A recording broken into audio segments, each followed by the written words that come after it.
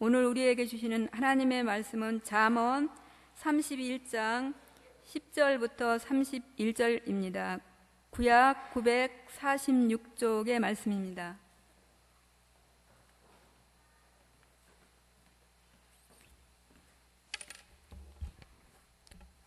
봉독하겠습니다. 누가 현숙한 여인을 찾아 얻겠느냐? 그의 값은 진주보다 더하니라. 그런 자의 남편의 마음은 그를 믿나니 산업이 핍절하지 아니하겠으며, 그런 자는 살아있는 동안에 그의 남편에게 선을 행하고 악을 행하지 아니하느니라. 그는 양털과 삼을 구하여 부지런히 손으로 일하며 상인의 배와 같아서 먼 데서 양식을 가져오며 밤이 새기 전에 일어나서 자기 집안 사람들에게 음식을 나누어 주며 여종들에게 일을 정하여 맡기며 밭을 살펴보고 사며 자기의 손으로 번 것을 가지고 포도원을 일구며 힘있게 허리를 묶으며 자기의 팔을 강하게 하며 자기의 장사가 잘 되는 줄을 깨닫고 밤에 등불을 끄지 아니하며 손으로 손뭉치를 들고 손가락으로 가락을 잡으며 그는 곤고한 자에게 손을 펴며 궁핍한 자를 위하여 손을 내밀며 자기 집 사람들은 다 홍색 옷을 입었으므로 눈이 와도 그는 자기 집 사람들을 위하여 염려하지 아니하며 그는 자기를 위하여 아름다운 이불을 지으며 세마포와 자색 옷을 입으며 그의 남편은 그 땅의 장로들과 함께 성문에 앉으며 사람들의 인정을 받으며 그는 배로 옷을 지어 팔며 띠를 만들어 상인들에게 맡기며 능력과 존귀로 옷을 삼고 후일을 웃으며 입을 열어 지혜를 베풀며 그의 혀로 인애의 법을 말하며 자기의 집안일을 보살피고 게을리 얻은 양식을 먹지 아니하나니 그의 자식들은 일어나 감사하며 그의 남편은 칭찬하기를 덕행 있는 여자가 많으나 그대는 모든 여자보다 뛰어나다 하느니라. 고운 것도 거짓되고 아름다운 것도 헛되나 오직 여호와를 경외하는 여자는 칭찬을 받을 것이라. 그 손의 열매가 그에게로 돌아갈 것이요 그 행한 일로 말미암아 성문에서 칭찬을 받으리라. 아멘. 이제 오독한 목사님께서 나오셔서 현숙한 여인이라는 제목으로 하나님의 말씀을 전해주시겠습니다. 살아계신 하나님 아버지, 오늘도 오전에 주님 앞에 예배하고 또 오후에도 주님 찬양하며 또 주님 말씀 앞에 머물며 주의 음성을 듣고자 모였습니다. 성령님께서 이 시간 온전히 주장하여 주시고 주님의 선하신 뜻을 깨닫게 하여 주시옵소서.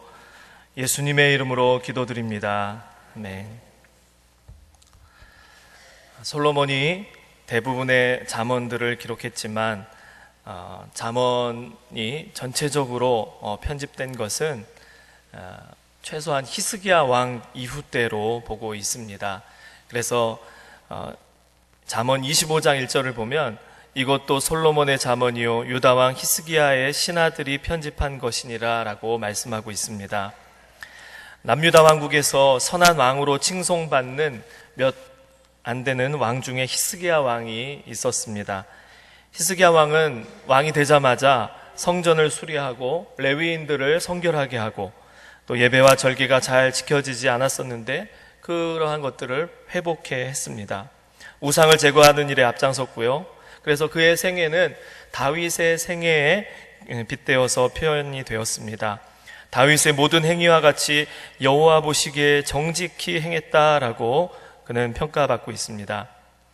29년간 통치하면서 신앙의 붕을 일궈냈죠.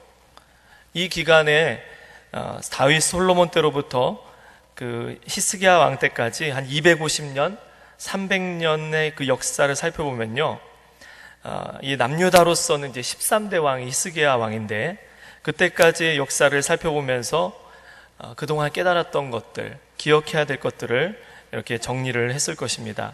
그리고 그 결론이 잠언 곳곳에 담겨 있는데 우리가 잘 알죠. 여호와를 경외하라. 이것이 지식의 근본이다 라고 말씀하고 있습니다. 또 잠언 3장 7절에 보면 스스로 지혜롭게 여기지 말고 여호와를 경외하라 라고 말씀하고 있습니다. 그런데 잠언을 마무리하면서 이 마지막 내용이 르무엘 왕에게 어머니가 주는 교훈으로 마치고 있습니다. 르무엘 왕은 성경 다른 곳에 언급되지 않는 미지의 왕입니다. 르무엘이라는 그 이름 뜻은요, 하나님께 헌신한 자, 하나님께 속한 자라는 뜻이죠. 이스라엘 왕이 아닐 수도 있지만 그것이 중요한 건 아닌 것 같습니다. 누구든지 하나님께 헌신된, 하나님께 속한 왕이라면 이렇게 해야 한다라는 그 지혜로 우리가 받아들이면 큰 문제가 없을 것입니다. 히스기야 시대 이후에 또 잠언을 읽고 있는 그 시대의 왕이라면 르무엘 왕에게 가르치는 이 어머니의 훈계를 잊지 말아야 합니다. 이것은 잠언의 최종 결론이 될 수 있겠죠. 그런데 이 마지막에 강조하고 있는 것, 이 잠언을 정리하면서 마지막으로 강조하고 있는 게 놀랍게도 현숙한 여인을 찾아 얻으라는 거예요. 현숙한 여인을 찾으라. 이게 잠언의 결론 부분에서 강조하고 있는 것입니다. 열왕기서를 이제 보다 보면요, 재미있는 것은 왕에 대해서 이제 간략하게 소개하면서 꼭 놓치지 않는 게 있는데, 그게 뭐냐면 어머니가 누군가를 꼭 언급을 합니다. 그래서 그 어머니가 어디 사람인지 또 누구의 딸인지 이런 것을 언급하죠. 왜 이것을 언급할까? 우리가 생각해 보면 어머니가 누구인지 그 배경인지를 아는 게 중요하다는 것입니다. 이것이 중요한 이유가 있습니다. 왜냐하면 이스라엘에 죄악이 들어온 이유가 바로 거기에 있기 때문에 그렇습니다. 북이스라엘의 7대 왕 아합이죠. 아합. 이 아합이 이전 왕들보다 더 악해진 이유가 이 아합이 이세벨이라는 이방 여인과 결혼했기 때문에 그렇죠. 이 이세벨이 그 두로 왕의 딸인데, 이 이세벨이요, 그냥 본인만 온 게 아니라 이방 신들을 섬기는 제사장들을 데리고 왔습니다. 그래서 이 이세벨이 들어오면서 북이스라엘의 우상 숭배가 더 극심해졌습니다. 그런데 또 재미있는 것은요, 이 북이스라엘과 남유다가 가까워지면서 혼인관계를 맺는데요, 남유다 5대 왕인 여호람과 이세벨의 딸이 결혼하게 됩니다. 그래서 이 남유다의 또 우상 숭배가 이세벨의 딸을 통해서 들어오게 되는 것이죠. 그 이후로 남유다에도 우상 숭배가 아주 심각하게 계속해서 전파되었던 것입니다. 그리고 이 이세벨의 딸이 아달랴인데요, 이 아달랴가 무슨 짓을 했냐면 다윗의 씨를 마르게 할 뻔했습니다. 그래서 이세벨이 딸인 이 아달랴가 이 남유다 왕국의 왕비가 됐잖아요. 그런데 물론 자기가 낳지 않은 왕자들도 있었을 거예요. 근데 모든 왕자들을 다 죽여버리고자 했었습니다. 근데 다행히 7살짜리 왕자를 그 제사장이 성전에 숨겨서 다행스럽게 다윗 왕조가 이어질 수 있게 되었습니다. 자, 그렇기 때문에 이 열왕기서를 쓴 예레미야가 이제 열왕기서를 썼다고 보는데요, 이 예레미야가 역사를 기록하면서 반성하는, 잊지 말아야 될 중요한 점이 하나 뭐냐, 왜 북이스라엘과 남유다가 멸망했느냐는 거예요. 그거는 바로 죄가 들어왔기 때문에, 남유다의 북이스라엘의 우상 숭배가 들어왔기 때문에 그렇다는 겁니다. 그런데 이게 뿌리가 뭐예요? 아합이 우상 숭배하는 여인과 결혼했기 때문에 그렇다는 겁니다. 그리고 그것이 남유다로 전파되고, 그래서 북이스라엘과 남유다가 멸망하는 중요한 계기가 되었다는 거예요.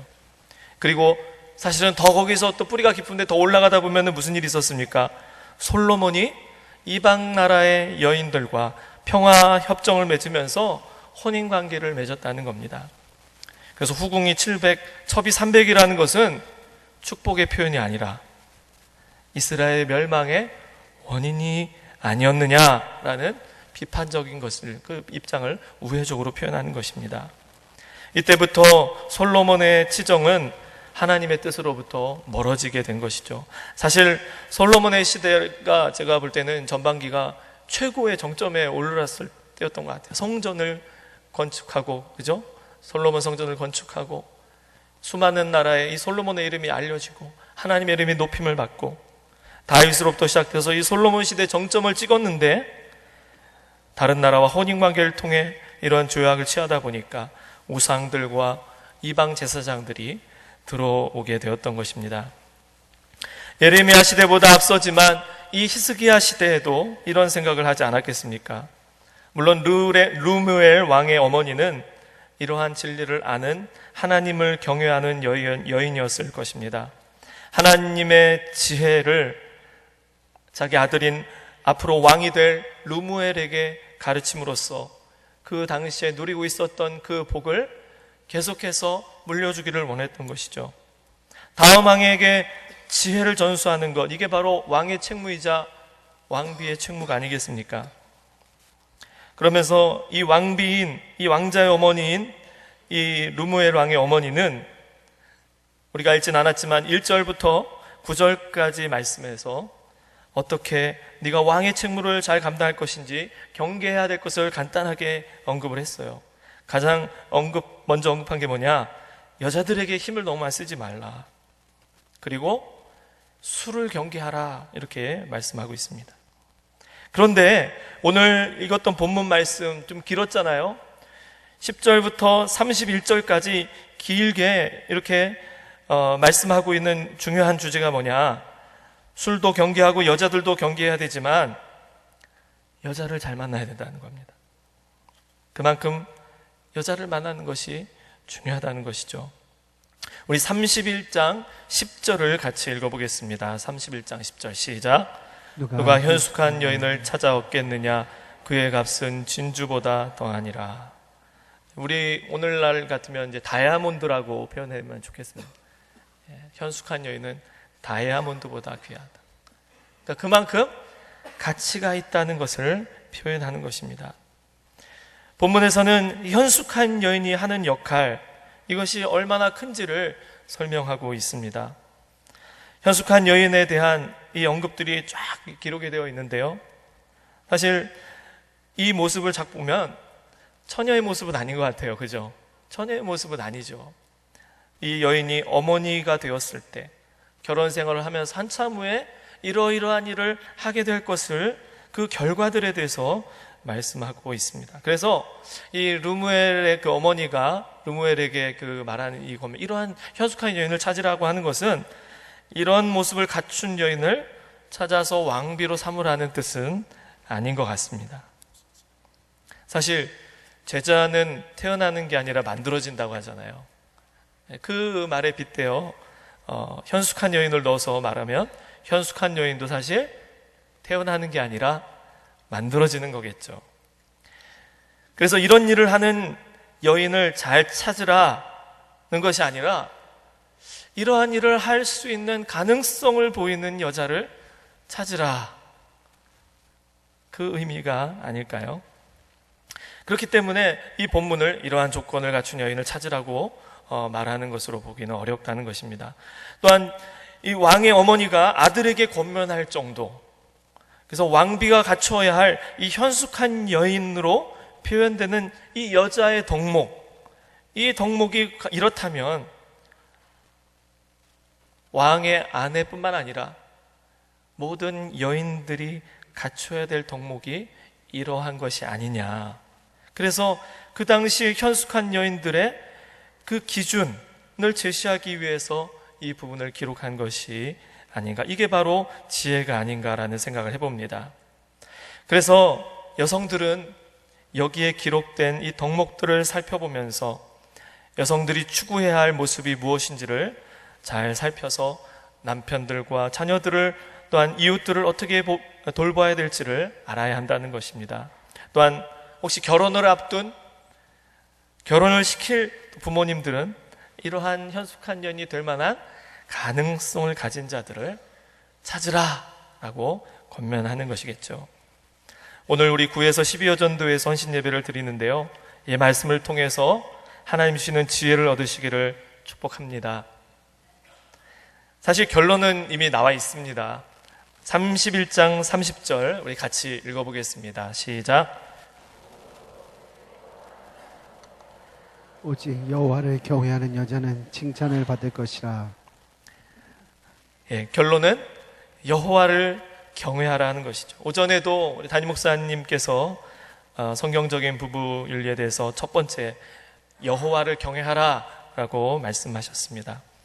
이것이 사실은 성경의 가장 핵심적인 주제요, 또 잠언의 주제요, 결론인 것입니다.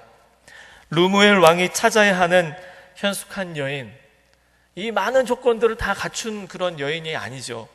우리가 모르잖아요. 이렇게 살지 안 살지. 그렇지만 우리가 분명히 알아야 될 것은 뭐냐? 바로 여호와를 경외하는 여인을 찾아야 된다는 것입니다. 본문에서 언급하고 있는 이 현숙한 여인들이 이렇게 수많은 일들을 잘 감당할 수 있는 근거가 어디 있냐는 거예요. 바로 여호와를 경외하는 데에 있다는 것입니다. 왜 그렇습니까? 여기에서 지혜가 시작되기 때문입니다. 잠언서에서 계속 반복해서 강조했던 것, 바로 여호와를 경외하는 것이 지식의 지혜의 근본이라는 것이죠. 잠언 2장에서는 지혜와 지식, 명철을 추구하다 보면 얻는 것이 있다. 결국에는 여호와 경외하기를 깨닫고 하나님을 알게 된다는 겁니다. 지혜의 명철, 이게 무엇인가 추구하다 보니까 결국 하나님을 경외할 때 그것을 얻을 수 있다는 거예요. 왜냐하면 하나님께서 지혜를 주시기 때문에 그렇습니다. 하나님은 우리에게 완전한 지혜를 주시는 분이시라는 거예요. 어려움을 당할 때 방패가 되어주신다는 것입니다. 사실 고운 것, 아름다운 것, 이게 이제 여성들이 추구하는 바잖아요. 그렇죠? 예쁘다고 아름답다고 하면 우리 여성분들은 너무 행복하시죠. 우리 주변에 여성분들이 계시면 좀 한번 얘기해 주시겠습니까? 오늘따라 아름다우시군요. 어제보다 더 예쁘시군요. 너무 좋아하시네요. 이 말이 아이돌 같다, 미스 코리아 같다, 이런 말이 아니라는 거 아시죠? 당신에게 주신 하나님의 아름다움이 있습니다. 저는 이렇게 이해가 됩니다. 여러분의 연령에 맞는 아름다움이 있는 줄로 믿습니다. 그게 바로 진정한 아름다움, 예쁨이 아닐까요? 예쁘다고 할 때 혹시 피부가 곱고 몸매가 20대 때를 유지하는군요, 이런 말이 아니라는 것도 아실 겁니다. 그렇지만 아름답다, 예쁘다 말할 수 있습니다. 그런데 오늘 말씀에 나와 있는 것처럼 고운 것은 거짓이라고 하죠. 참이 아니라는 겁니다. 왜 고와집니까? 화장을 해서 고와지는 것이죠. 화장은 가리는 것입니다. 참 피부를 가리는 것이죠. 포장하는 것입니다. 그래서 거짓된 것입니다. 아름다운 것도 헛되다고 했습니다. 공허하다, 그런 의미겠죠. 이 두 가지 표현은요, 외적인 것들을 표현할 때 쓰는 그 표현이기 때문에 이렇게 표현한 것 같습니다. 그런데 그에 반하여 칭찬받는 여자는 어떤 여자라고요? 여호와를 경외하는 여자인 것입니다. 그 여자가 바로 참되고 헛되지 않다는 것입니다. 오직 여호와를 경외하는 여자, 그는 칭찬을 받는데 이러한 여자는 어떤 여자입니까? 무한한 가능성을 가지는 여자. 여호와를 경외하기 때문에 가능성 있는 여자예요. 왜냐하면 여호와를 경외하기 때문에 그는 완전한 지혜를 소유하기 때문입니다. 그 지혜를 소유하기 때문에 딸려오는 그 모습들이 바로 오늘 본문에 나오는 현숙한 여인들이 행하는 모습들이라는 것이죠. 오늘 본문에 이 현숙한 여인이 어떤 여인으로 묘사되고 있습니까? 몇 가지로 제가 한번 정리를 해봤는데요. 첫 번째는 현숙한 여인은 부지런한 손을 가지고 있다는 겁니다. 부지런한 손. 13절부터 20절까지 쭉 내용을 보시면요, 13절에 그는 양털과 삼을 구하여 부지런히 손으로 일하며 상인의 배와 같아서 먼 데서 양식을 가져오며 밤이 새기 전에 일어나서 자기 집안 사람들에게 음식을 나누어 주며 여종들에게 일을 정하여 맡기며 밭을 살펴보고 사며 자기의 손으로 번 것을 가지고 포도원을 일구며 힘있게 허리를 묶으며 자기의 팔을 강하게 하며 자기의 장사가 잘 되는 줄 알고 깨닫고 밤에 등불을 끄지 아니하며 손으로 손뭉치를 들고 손가락으로 가락을 잡으며 그는 곤고한 자에게 손을 펴며 궁핍한 자에게 자애를 위하여 손을 내밀며. 계속해서 손에 대해서 말하면서 이 현숙한 여인은 부지런한 손으로 열심히 일하고 있다는 것을 말하고 있습니다. 부지런한 손으로 일하니까 핍절하지 않습니다. 부지런한 여성은 가정을 일으킵니다. 14절에서처럼 상인의 배와 같아서 먼 데서 양식을 가져온다고요. 집안이 힘들어도 이러한 부지런한 손을 가진 현숙한 여인이 있으면 그 집안 사람은 궁핍하지 않습니다. 그 집안만 궁핍하지 않은 것이 아니라 이웃들에게도 손을 내밀어서 도움의 손길을 베풀어 주는 것이죠. 그래서 여호와를 경외하는 여인들은요, 부지런합니다. 돌봐야 할 가족들과 이웃들을 먹여 살릴 그 사명이 있기 때문에 여호와를 경외하는 현숙한 여인들은 부지런한 손을 가지고 있는 것입니다. 두 번째, 현숙한 여인은요, 지혜를 베푸는 입을 가지고 있습니다. 우리 26절 같이 읽겠습니다. 시작. 입을 열어 지혜를 베풀며 그의 혀로 인의 법을 말하며. 현숙한 여인은 육체의 궁핍을 채워줄 뿐만 아니라 마음의 궁핍함도 채워주는 것입니다. 여호와를 경외하는 여자는요, 지혜와 지식을 하나님으로부터 얻기 때문에 진리가 무엇인지를 아는 여자입니다. 여자는 주로 누구와 대화를 하겠습니까? 집에서 남편이랑 아이들이랑 대화를 하죠. 무슨 대화를 나눌까요? 옆집 애기 엄마랑 나눈 대화를 나누지 않을까요? 누구는 이렇다더라, 누구는 저렇다더라. 남편과 자녀들은 무엇을 듣고 있을까요? 옆집 사람 사는 이야기를 아내를 통해서 듣게 되는 것입니다. 물론 어떤 식으로 얘기하느냐, 그건 참 중요한 부분이죠. 근데 어쨌든 주변의 이야기들을 아내들을 통해서 듣게 되는 것입니다. 많은 사람들이 무슨 생각을 하고 어떤 행동을 하고 어떠한 삶의 선택들을 하는지 아내로부터 듣게 될 것입니다. 여자들은 남자보다 언어 능력이 뛰어나잖아요. 저도 저의 아내 이야기를 듣는 것을 좋아합니다. 이슈가 되는 드라마나 영화들 있잖아요. 그 내용들을 잘 이렇게 모르겠는데 몇 마디 하면은 그 스토리가 쫙 깨어지는 거예요. 저희 집사람이 저희 아내가 얘기를 쫙 하면, 그래서 얼마나 재미있게 얘기하는지 드라마 보는 것보다, 영화 보는 것보다 제 아내의 이야기를 듣는 게 더 재밌더라고요. 여러 가지 많은 이야기들을 듣지만 거기에서 우리는 지혜를 듣게 되는 것입니다. 이 지혜를 듣게 될 뿐만 아니라 인애의 법을 또한 말한다고 하는 거예요. 인애는 헤세드라는 히브리어죠. 하나님의 자비하심을 나타내는 데 주로 쓰이는 말입니다. 하나님이 친히 자신의 성품을 헤세드라고 표현하셨어요. 이스라엘 백성들을 향하여 끊임없이 베푸시는 그 은혜로운 성품이 바로 헤세드죠. 그런데 이러한 헤세드의 법을 말한다는 겁니다. 이것은 하나님의 그 은혜로운 성품으로 가족들을, 사람들을 대하고 있다는 것이죠. 그 여자의 말을 들으면 용납받는 것 같고요, 하나님의 은혜를 느끼는 것 같습니다. 이러한 여인들의 말은 영혼을 건강하게 해줍니다. 여호와를 경외하는 현숙한 여인들의 입술은 영혼을 살리는 언어를 사용하고 있습니다.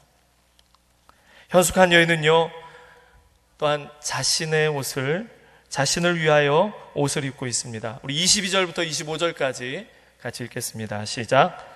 그는 자기를 위하여 아름다운 이불을 지으며 세마포와 자색 옷을 입으며 그의 남편은 그 땅의 장로들과 함께 성문에 앉으며 사람들의 인정을 받으며 그는 배로 옷을 지어 팔며 띠를 만들어 상인들에게 맡기며 능력과 존귀로 옷을 삼고 후일을 웃으며.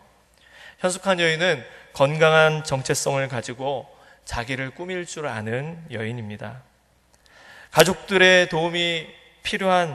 가족들과 또 도움이 필요한 사람들을 돌아볼 뿐만 아니라 자기의 아름다움도 가꿀 줄 아는 것입니다. 뭐 고운 것도 헛되고 아름다운 것도, 고운 것도 거짓되고 아름다운 것도 헛되다고 했는데, 그것은 이제 하나님을 경외하는 것보다 우선할 때, 외적인 것에 치중할 때 그렇게 표현할 수 있는 것이겠죠. 그렇지만 하나님을 경외하기 때문에 이웃을 돌보고 이웃을 위해 수고한 그 이후에 자신을 돌아보는 것이 아름다운 것입니다. 하나님의 은혜를 힘입었기 때문에 어떻습니까? 만족하죠. 하나님, 내가 하나님 앞에서 나는 만족합니다. 그렇기 때문에 주변에 불만족스러운 부족한 사람들이 눈에 띄는 것이죠. 그래서 그들의 필요를 채워주고 그들을 위해 수고하는 것입니다. 그럴 힘이 있는 거예요. 그리고 그들의 필요를 채워주면서 수고한 자신을 돌아보면서 자신을 보상하는 것도 놓치지 않는 것입니다. 자신 또한 하나님의 존귀한 자녀임을 아는 것입니다. 이렇게 현숙한 여인은요, 균형 잡힌 삶을 살아가게 됩니다. 다른 사람을 돌볼 뿐만 아니라 자신을 돌볼 줄 아는 사람이 바로 현숙한 여인입니다.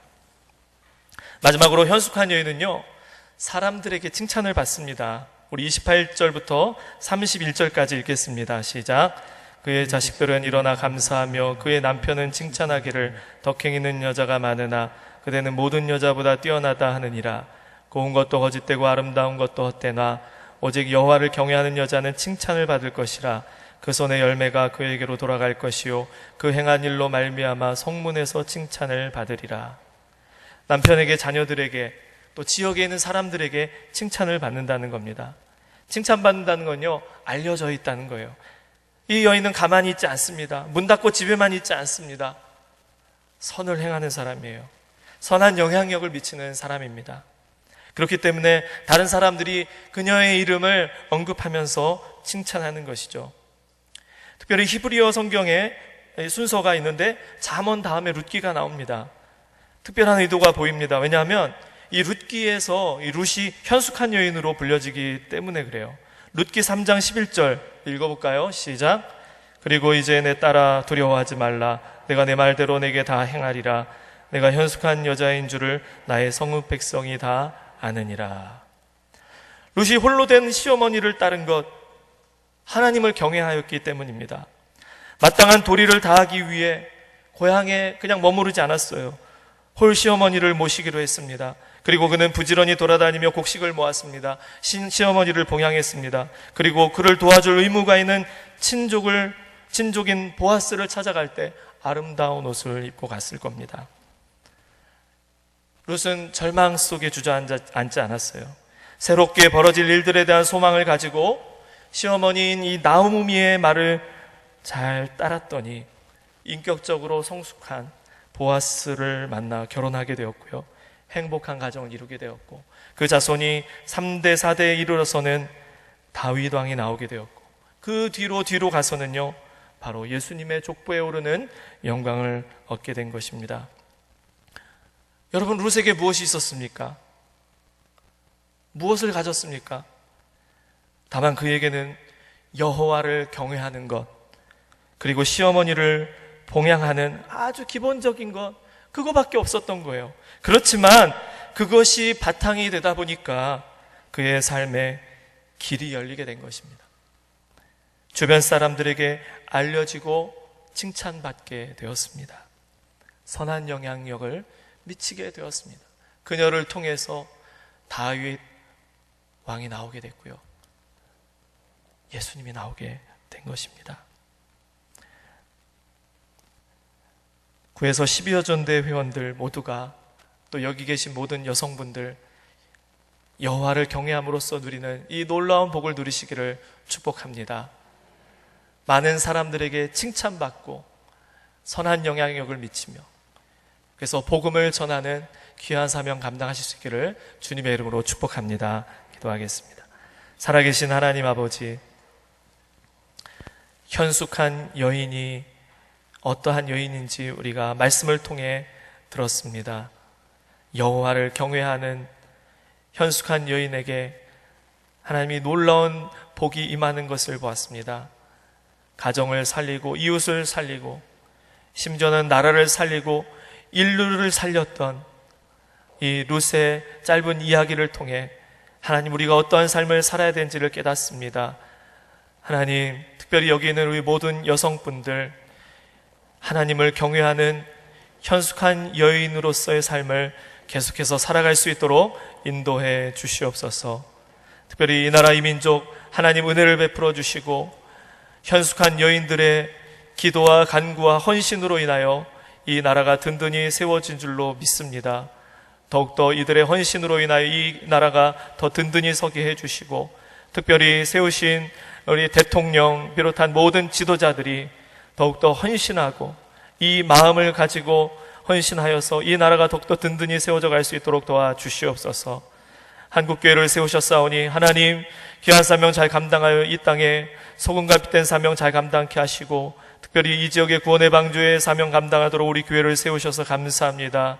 더욱더 큰 부흥을 허락하시고 비전 11,100을 속히 이루시며 이를 위하여 주차장 구입과 리모델링을 위하여 저희들 계속해서 진행하고 준비하고 있습니다. 하나님, 순탄하게 그 길을 열어주시기를 간절히 소원합니다. 세우신 담임 목사님, 더욱더 성령의 충만한 능력을 갑절로 더하여 주셔서 이 시대 정말 하나님께 귀하게 쓰임받고 칭찬받고 인정받고 존귀하게 여김받는 귀한 목사님으로 더욱더 사용하여 주시옵소서. 함께 부름받아 사명 감당하는 우리 모든 성도님들 이 귀한 사명 잘 감당케 도와주시고, 특별히 9에서 12여 전도의 우리 모든 회원들 오늘 말씀 마음에 새기고 주님 현숙한 여인으로 여호와를 경외함으로써 누리는 복을 풍성하게 누리게 하여 주시옵소서. 예수님의 이름으로 기도합니다. 아멘.